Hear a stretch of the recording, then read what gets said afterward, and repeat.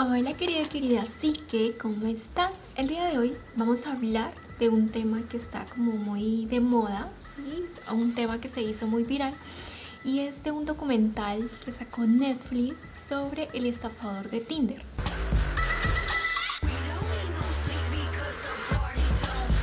Debo confesarles que es como mi primer video improvisado porque realmente fue como que fue un fin de semana que me llamó la atención, la curiosidad que mata el gato, entonces dije pues vamos a verlo a ver qué tal. Y me encuentro con un personaje que dije, wow, es digno, pues no sé si digno, pero al menos sí como que requiere hacerle esta evaluación casi psicológica. Si bien es cierto, no podemos simplemente tipificar a una persona por, digamos, como por esta apariencia, pero sí hay como ciertos detalles, ciertas cosas, cierto material que nos revela este documental que es interesante estudiar y analizar, y es como algo que quise hacer con ustedes, y pues vamos a hacerlo. El amor genera tantas reacciones bioquímicas en donde se te acelera el corazón, sintiendo taquicardias, el aumento de la presión, sudoración, alteración en el sistema digestivo, ansiedad y muchas cosas que si uno las relaciona o si alguien te evalúa podría decir, el amor es parecido a estar enfermo, ¿no? Entonces, y no el amor, realmente es como en la etapa de enamoramiento, ¿sí? Que no te permite quizás ver con claridad porque estás como en un estado de alteración bioquímica. Y de hecho algunos autores refieren que estar enamorado se parece a estar bajo los efectos de alguna sustancia psicotrópica. Bien, y si ahora a esto le sumamos problemas de inseguridad, baja autoestima, no tener un núcleo seguro, ¿sí? Un ambiente que te apoye, que te proteja, y la idealización de un amor romántico, pues esto digamos que es como el cóctel para caer en manos de este tipo de personas, de personajes como lo es el estafador de Tinder. Tristemente este fue el caso o lo que vivió una de las víctimas, Cecilia, bueno, bueno, a mí me van a perdonar con la pronunciación de ese nombre. Vamos a decirle Cecilia. Es una noruega que cayó, digamos, como en las garras de esta persona bajo la ilusión de su príncipe azul. De hecho, eso es lo que muestra el documental de Netflix, en donde ella idealiza pues las historias de Disney, en donde habla de, sí, el amor de la bestia y la bella. El documental básicamente inicia con ella narrando qué fue lo que, digamos, ella vivenció en ese momento. Ella se dirigió a esta aplicación de citas de Tinder en donde ella buscaba pues el amor. Llevaba muchos años aquí en esta plataforma y de repente hizo match con esta persona que pues prácticamente parecía perfecta para ella, ¿sí? Entonces se encajaba, digamos, como en el prototipo de hombre ideal que ella visualizaba. Decidieron encontrarse, él la invitó a tomarse un café, entonces ella como que ya listo, hagámosle. Se encontraron, la primera cita, la invitó a cenar, perdón, a tomar este café en un lugar lujoso, y de repente le dice, ya, vámonos de viaje en mi jet privado, ¿qué tal? Entonces ella como que dijo, bueno, ¿por qué no, no? Listo. Ella le comunicó a sus amigas, esta le dijo, pero ten cuidado porque esto puede ser un secuestro. Pero pues no hizo como mucho caso porque aquí va, digamos, como el primer problema, y es como la idealización, sí, como las altas expectativas hacia la otra persona. Y cuando sucede esto, sí, independiente que veas todas las señales, no las vas a captar porque tú te aferras a la idea de que este es y aquí, mejor dicho, de aquí soy. Y entonces quizás no solamente a ella le haya pasado, quizás a muchas de las personas que me ven les ha sucedido que como que idealizan mucho o se aferran mucho a una idea, y ya luego cuando pasa todos estos síntomas, entonces cuando empiezan a ver con claridad o cuando vivencian algo más fuerte, que fue lo que le pasó a esta chica. Entonces Cecilia, ni corta ni perezosa, alistó sus maletas y ya, listo, vamos. Estaba lista, la estaban esperando los choferes, había como un montón de gente, entonces como toda esta parafernalia, ella como impactada, impresionada, porque era un poco lo que esperaba, ¿no? También en la planeación, porque eso fue algo que realmente me llamó la atención, es el nivel de calculación, ¿sí? De todo, o sea, como todo fríamente detallado, incluso iba acompañado de la mamá de la hija, que tenía 2 años, entonces, claro, ellas en algún momento se quedaron solas en este viaje y él como que ella, perdón, le decía, no, que él es maravilloso, que tal, entonces, claro, como asegurando todo. Y fue un entorno, así como a primera vista y a primera impresión, en donde a ella, a Cecilia, pues la hizo sentir como muy segura. Aparte de mostrarle todos estos lujos, Simón Leviat, ¿sí? Le vende también la idea de que es el hijo de un empresario encargado de los diamantes y de hecho se autodenominaba él el príncipe de los diamantes. Entonces digamos que era como pues el príncipe azul, encantador, porque aparte de todos estos lujos, él era muy detallista, se fijaba digamos como en lo que conversaban, en lo que querían, entonces le llegaba con eso.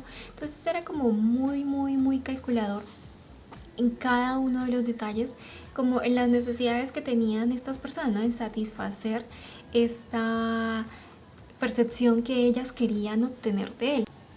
El problema para Cecilia empezó cuando este príncipe azul empezó a desaparecer, porque pues como él empezaba a viajar, entonces como que mantenían esta relación a distancia por todas las ocupaciones.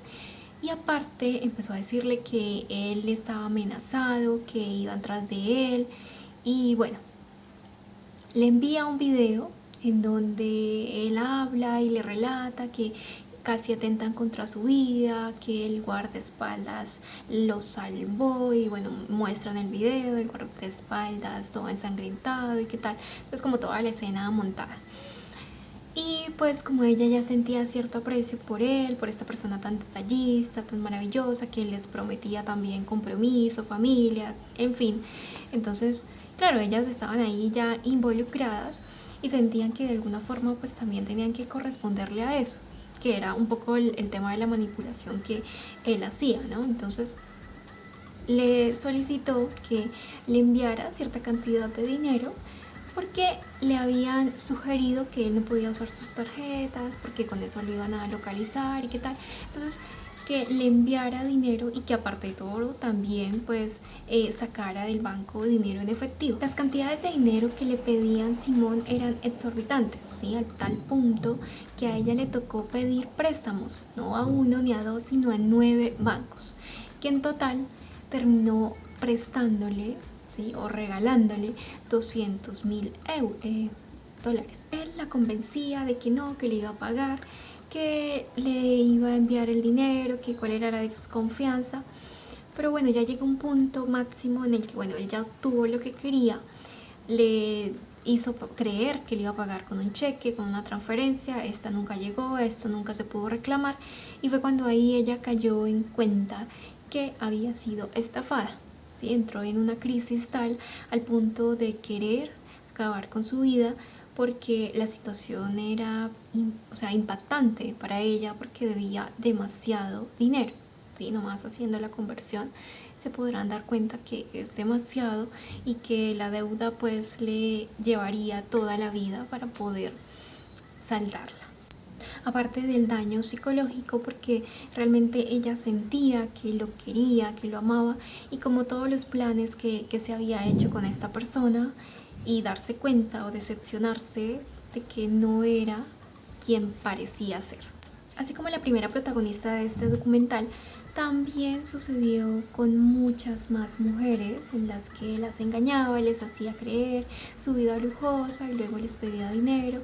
Y así, este individuo que no solamente las engañaba con sus lujos y con su estilo de vida, sino también con su personalidad y también con su nombre. ¿sí? Porque ya se había modificado el nombre para no ser detectado, porque esto era un estafador internacional, lo hacía con varias mujeres de diferentes partes del mundo, viajaba. Entonces era muy difícil localizarlo y realmente involucrarlo en algún tipo de delito, ya que la estrategia que usaba era tan calculada que él podría alegar que el dinero era regalado, entonces no podría, digamos, como comprobarse la estafa como tal o el robo, sino que fue una donación. Para no hacer el video tan largo, voy a traer a mi amigo el DSM-5 para que para leerles algunas de las características de personalidad que encontré de acuerdo al documental. Sí, les reitero, esto digamos que es más como informativo, pero esto no sustituye realmente una evaluación psicológica, sino simplemente a través de los rasgos y las características que nos permitió ver este documental de Netflix. Uno de los trastornos que más refleja él en su personalidad es el trastorno de personalidad narcisista. Ya, les voy a leer tal cual cada uno de los hechos que reflejan este tipo de personalidades, ¿sí? El primero es que nos dice que tiene sentimientos de grandeza y prepotencia, exagera sus logros y talentos, espera ser reconocido como superior sin contar con los correspondientes éxitos. Aquí vemos cómo este personaje se mostraba ser una persona exitosa, hijo de un gran empresario, una persona con muchos lujos, pero que no correspondían al estilo de vida pues trabajador, ni mucho menos heredado, sino a través de otro tipo de implementaciones para obtener ese dinero. Entonces ahí podríamos decir, sí. El segundo hecho es que está absorto en fantasías de éxito, poder, brillantez, belleza o amor ideal ilimitado. Vemos cómo se ve reflejado en esa búsqueda de siempre mantener ese estilo de vida independiente de la forma en la que pudiese obtenerlo. En la tercera nos dice que cree que es especial y único y que solo pueden comprenderle o solo pueden relacionarse con otras personas o instituciones especiales o de alto estatus. También vemos cómo siempre buscaba relacionarse con personas que tuviesen dinero, con un estilo de vida en el que él pudiera como presumir, ¿sí? Como siempre estar en este estatus. Nunca menos, nada que bajara de 5 estrellas. En la cuarta nos dice que tiene una necesidad excesiva de admiración. Sus redes sociales son la evidencia máxima, un poco lo que mostraban en el documental. Esa exageración de lujo, de mostrarse pues exitoso y de que admiraran su estilo de vida y de lo que había logrado. Entonces es como esa necesidad de mírenme, admírenme, soy lo mejor, ¿no? Un poco eso. En la quinta muestra un sentimiento de privilegio, es decir, expectativas no razonables de tratamiento especialmente favorable o de cumplimiento automático de sus expectativas.